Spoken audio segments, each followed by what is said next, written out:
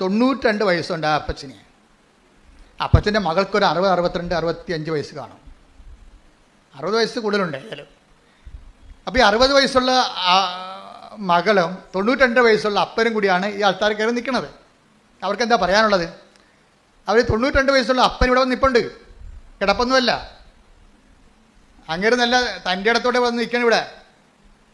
62 വയസ്സുള്ള മകൾ കൂടെ നിൽപ്പുണ്ട്. സുലേഖ എന്നാണ് പേര്, സുലേഖ. അപ്പോൾ നിങ്ങൾക്ക് മനസ്സിലായില്ലേ എന്താ പ്രശ്നം? അപ്പൻ്റെ പ്രശ്നം എന്താ?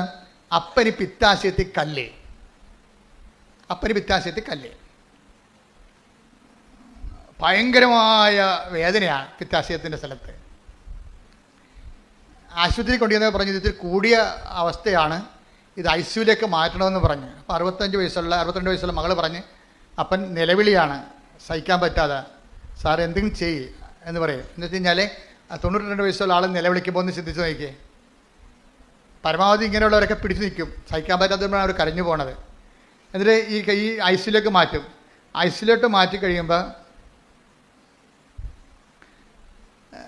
പിന്നീട് ഡോക്ടർ പറയും ഇതിന് ഈ ഹോസ്പിറ്റൽ ചേഞ്ച് ചെയ്യേണ്ടി വരും, ഓപ്പറേഷൻ വേണമെന്ന് പറയും. അപ്പോൾ ഹോസ്പിറ്റൽ ചേഞ്ച് ചെയ്ത് ഓപ്പറേഷനിലേക്ക് കൊണ്ടുപോകും. ഓപ്പറേഷൻ ചെയ്യാൻ വേണ്ടി നോക്കുമ്പോഴുണ്ട് ഈ പിത്താശയത്തിൽ 92 വയസ്സുള്ള ആളിന് ഓപ്പറേഷൻ നടക്കത്തില്ല. ആ വൈദ്യശാസ്ത്രം അവിടെ വെച്ച് ചെയ്യാവുന്നതിൻ്റെ മാക്സിമം കാര്യം എന്താണ്? ഓപ്പറേഷൻ ചെയ്യുക എന്നുള്ളതാണ്. പക്ഷേ ഓപ്പറേഷൻ ചെയ്യാൻ പോകുമ്പോൾ പറയും ഈ 92 വയസ്സുള്ള ശരീരത്തിട്ട് ഓപ്പറേറ്റ് ചെയ്യാൻ പറ്റത്തില്ല, അപകടമാണെന്ന് പറയും. പിന്നെ വൈദ്യശാസ്ത്രം വാതിലടക്കും.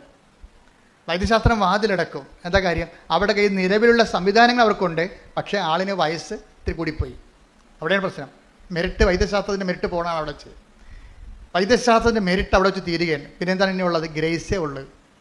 വൈദ്യശാസ്ത്രത്തിൻ്റെ മെറിറ്റ് തീരുന്നുവെന്നാണ് എല്ലാവരും പറയണത്. അപ്പോൾ നിരീശ്വരവാദികളുണ്ട്, യുക്തിവാദികളുണ്ട്. വൈദ്യശാസ്ത്രം മെറിറ്റ് തീർന്ന പിന്നെ അവർക്ക് ഓപ്ഷൻ ഇല്ല. പക്ഷേ വിശ്വാസിക്ക് ഒരു ഓപ്ഷൻ കിടപ്പുണ്ട്. എന്താണ്? Not by merit but by grace.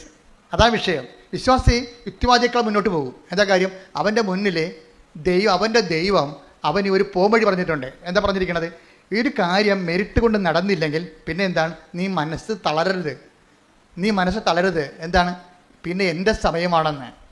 എൻ്റെ not by merit but by grace. അപ്പന് 92 വയസ്സ് അപ്പനെ കൊണ്ട് ഇവിടെ വരുമ്പോൾ നമ്മളെന്താ ചെയ്യണത്? നമ്മുടെ കയ്യിലുള്ളത് സിമ്പിളാണ്. ഒത്തിരി വെടിയും പുകയൊന്നും കാണിക്കേണ്ട കാര്യമില്ല. സിമ്പിളാണ്. In the name of Jesus Christ. നമ്മുടെ സഭയുടെ കയ്യിലുള്ളത് എന്താണ്? യേശുവിൻ്റെ നാമമാണ്. യേശുവിൻ്റെ നാമത്തിൻ്റെ പ്രയോഗമാണ് പിന്നെ നടക്കുന്നത്. ആർക്കും ചെയ്യാവുന്നേ ഉള്ളൂ.